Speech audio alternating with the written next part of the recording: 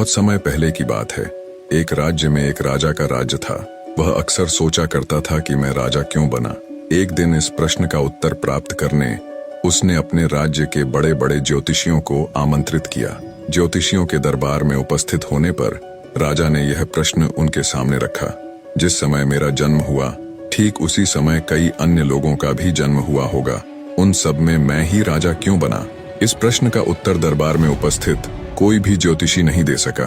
एक बूढ़े ज्योतिषी ने राजा को सलाह दी कि राज्य के बाहर स्थित वन में रहने वाले एक महात्मा कदाचित उसके प्रश्न का उत्तर दे सके।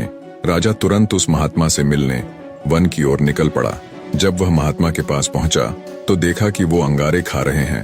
राजा घोर आश्चर्य में पड़ गया, किंतु उस समय राजा की प्राथमिकता अपने प्रश्न का उत्तर प्राप्त करने की थी। इसलिए उसने इधर उधर की कोई बात किए बिना अपना प्रश्न महात्मा के सामने रख दिया। प्रश्न सुन महात्मा ने कहा, राजन, इस समय मैं भूख से बेहाल हूँ। मैं तुम्हारे प्रश्न का उत्तर नहीं दे सकता। कुछ दूरी पर एक पहाड़ी है, उसके ऊपर एक और महात्मा तुम्हें मिलेंगे। वे तुम्हारे प्रश्न का उत्तर दे देंगे। तुम उनसे जाकर मिलो। राजा बिना समय व्यर्थ किए पहाड़ी पर पहुंचा। वहां भी उसके आश्चर्य की सीमा नहीं रही जब उसने देखा कि वहां वह महात्मा चिमटे से नोच नोच कर अपना ही मांस खा रहा है। राजा ने उनके समक्ष भी वही प्रश्न दोहराया। प्रश्न सुनकर महात्मा बोले, राजन, मैं तुम्हारे प्रश्न का उत्तर नहीं दे सकता। मैं भूख से तड़प रहा हूँ। इस पहाड़ी के नीचे एक गांव है। वहाँ 5 वर्ष का एक बालक रहता है। वह कुछ ही देर में मरने वाला है। तुम उसकी मृत्यु से पहले उससे अपने प्रश्न का उत्तर प्राप्त कर लो। राजा गांव में जाकर उस बालक से मिला। वह बालक मरने की कगार पर था।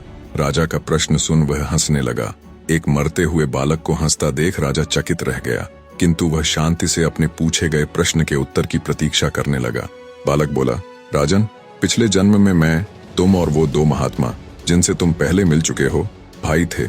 एक दिन हम सभी भाई भोजन कर रहे थे कि एक साधु हमारे पास आकर भोजन मांगने लगा। सबसे बड़े भाई ने उससे कहा, अगर अपना भोजन मैं तुम्हें दे दूंगा तो मैं क्या अंगारे खाऊंगा? साधु ने तथास्तु कहा और आगे बढ़ गए, और आज वह अंगारे खा रहा है। साधु जब दूसरे भाई के पास गए तो दूसरे भाई ने कहा कि मैं अपना भोजन तुम्हें दे दूंगा तो मैं क्या अपना मांस नोचकर खाऊंगा? साधु उसे भी तथास्तु बोल आगे बढ़ गए, और आज वह अपना ही मांस नोचकर खा रहा है। साधु ने जब मुझसे भोजन मांगा तो मैंने कहा कि अगर मैं तुम्हें अपना भोजन दे दूं तो क्या मैं भूखा मरूं? भूखे साधु ने मुझे भी तथास्तु कहा, और आज मैं मरने की कगार पर हूं, किंतु तुमने दया दिखाते हुए उस भूखे साधु को अपना भोजन दे दिया, जिससे खुश हो साधु ने तुम्हें राजा बनने का आशीर्वाद दिया। उस पुण्य का ही प्रताप है कि इस जन्म में तुम राजा बने। इतना कहकर बालक मृत्यु को प्राप्त हो गया। राजा को अपने प्रश्न का उत्तर मिल चुका था।